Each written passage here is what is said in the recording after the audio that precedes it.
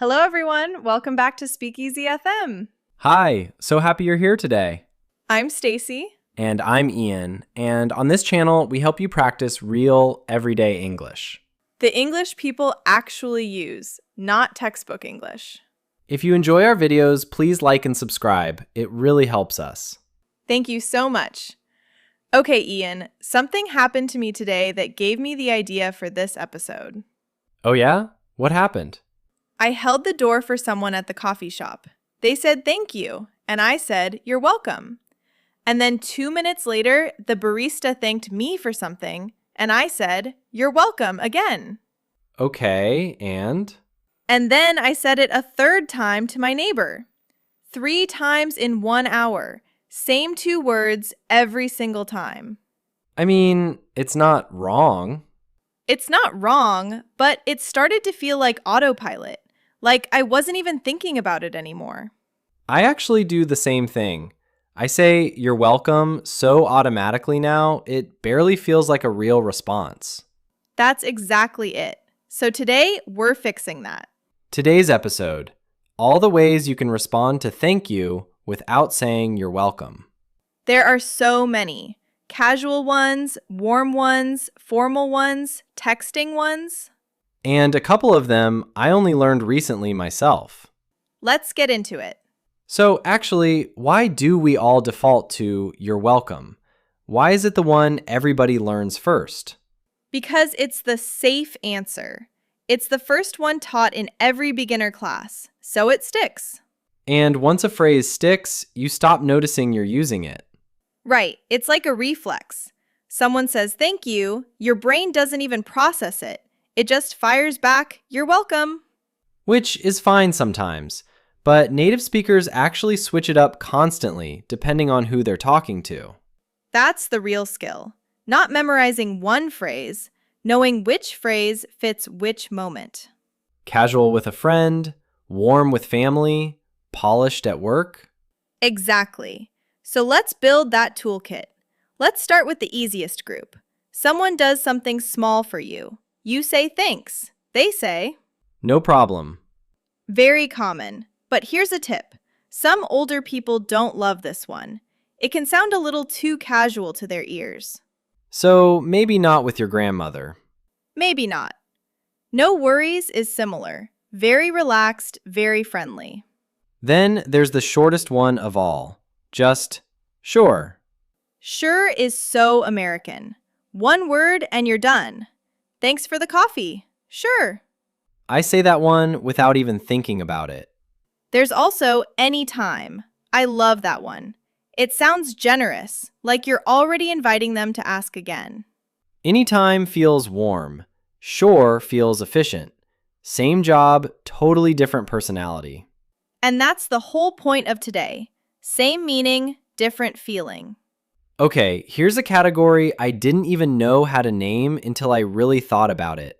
The it was nothing family. Yes, British speakers especially love these.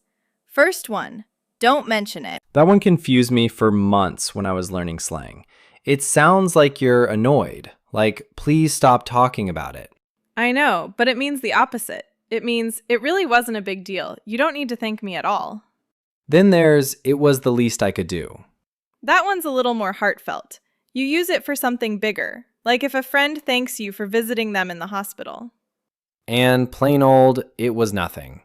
Same idea. You're saying, this cost me 0 effort, don't thank me.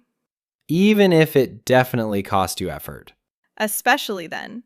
And one more in this family. Just, my pleasure, or even shorter, pleasure. That one's a step more formal. The full version is, the pleasure is mine. You'd use the short version with someone you know a little, and the full version if you really want to sound polished. Now my favorite category, the ones for people you're actually close with. Go on. I know you'd do the same for me. Oh, that's really sweet. Right? You'd use it with real friends, like, I watched your cat while you were away. You'd watch mine. We're even. No debt, just friendship. What about, that's all right? That one's interesting because your tone changes the entire meaning. How so? Say it warmly. That's all right. And it sounds kind, like genuinely no big deal. Say it flat and short, that's all right. And it can sound like you're a little annoyed. So it's not really about the words at all. It's about how you say them. This is actually true for a lot of English. The words stay the same, the tone does all the work. That's honestly one of the hardest parts of learning a language. You can know every word and still get the meaning wrong if your tone is off. Which is why listening to real conversations matters so much, not just reading them. Here's a fun trick. Sometimes you don't want to accept the thanks at all. You want to flip it back to them. Like when? Say a friend thanks you for coming to their birthday party. And really, they should be thanked because they invited you. Exactly. So you just say thank you back. Not you're welcome, just thank you, with the emphasis on them. I actually do that constantly without realizing it had a name. It's a small thing, but it makes the exchange feel more like a real conversation and less like a script. Okay, last big category, work and formal situations. This is exactly where you're welcome starts to feel a little plain. Try I'm happy to help instead. It sounds proactive, like you genuinely wanted to be useful. I use that one in emails constantly.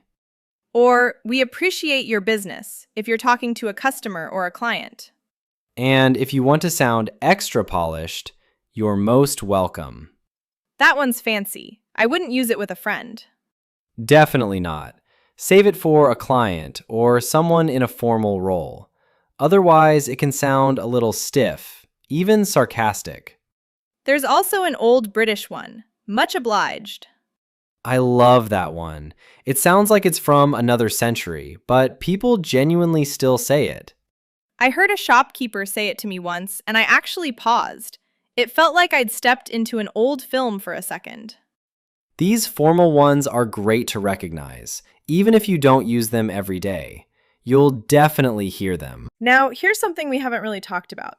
How this changes when you're texting instead of speaking. Oh, good point. It's not the same at all. In a text, no problem often becomes just NP. And, of course, becomes OFC. Anytime with an exclamation point does a lot of work in texting. It shows warmth without needing extra words. I also see glad to help a lot, especially in work messages or emails. It's friendly, but still professional. And it's all good. That one's very casual, very texting friendly. You'd never really write that in a formal email. Right, that one stays in the group chat. Exactly. So the phrase isn't just about formal versus casual, it's also about spoken versus written. Okay, I have to admit something. I once used the wrong one of these, and it was very awkward. Oh, this I need to hear. I was at a work dinner, pretty formal. My boss thanked me for organizing the whole event. Okay. And instead of something polished, I just said, "No worries, man." Ian. I know, the table went a little quiet. My boss was very nice about it, but I could tell it landed wrong for the room. See, that's the exact thing we're talking about today. Same intention, wrong register. Exactly. If I'd said, "I'm happy to help," or even just "thank you," it would have matched the moment so much better. I've done the opposite mistake, actually. I once said, "You're most welcome," to my little cousin after he thanked me for a snack. Ha! What did he say? He looked at me like I was a robot. He was 7.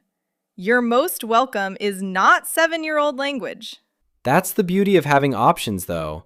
Once you know the categories, these mistakes get much rarer. Let's actually practice this. I'll be a customer, you be a shop worker. Okay, go. Thank you so much for wrapping that up so nicely. Of course, I'm happy to help. Have a wonderful day. See how natural that felt? Polished, but still warm. Let's do one more. This time, close friends. Okay. Thanks for picking me up from the airport at 6 in the morning. I know you do the same for me. Now, let's get coffee. I'm exhausted.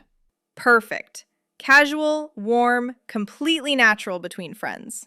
One more. Texting. Hey, thanks again for watering my plants this week. NP, anytime. See how different all three felt?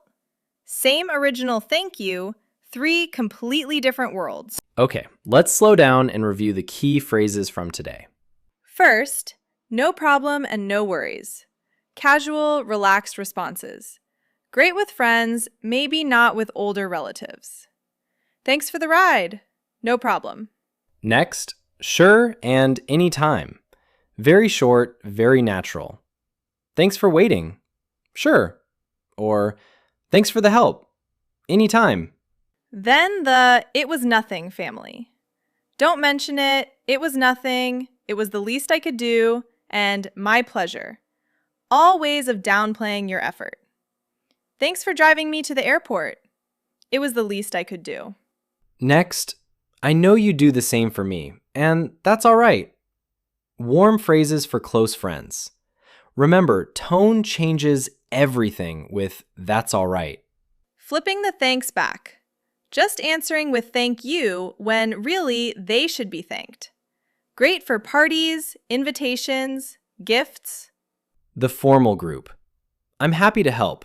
We appreciate your business. You're most welcome and much obliged. Save these for work, clients, or very formal moments. And finally, the texting versions. NP, OFC, anytime with an exclamation mark, glad to help, and it's all good. These live in messages, not formal emails. That's a lot of options, but you don't need to memorize all of them today. Just pick 2 or 3 that fit your life. One casual, one warm, one for work. Let's go over what we covered. We talked about why you're welcome becomes automatic and why that's worth noticing. We covered casual responses, the it was nothing family, warm ones for close friends, flipping the thanks back, formal work responses, and even texting versions. We heard Ian's very awkward work dinner story. Please never bring that up again. No promises. And we practiced 3 real mini dialogues: shopping, friends, and texting. Your welcome isn't wrong. It's just a little tired from overuse. Give it a rest today. Let one of the new ones shine instead. Question of the day. Which one are you going to try first? Tell us the phrase and tell us who you'd use it with. A friend, your boss, a stranger. For example, I'm going to try anytime with my roommate. Or, I want to use much obliged just to sound fancy for one day. Any answer is great. Comment it below. We really do read every single one. Thanks so much for watching today. And I'm happy to help. See, you're already doing it. Old habits. If you enjoyed this, give it a thumbs up and share it with someone learning English. And subscribe to SpeakEasy FM so you don't miss the next one. From both of us, Keep practicing, keep going. have a wonderful day. Bye, everyone. Bye.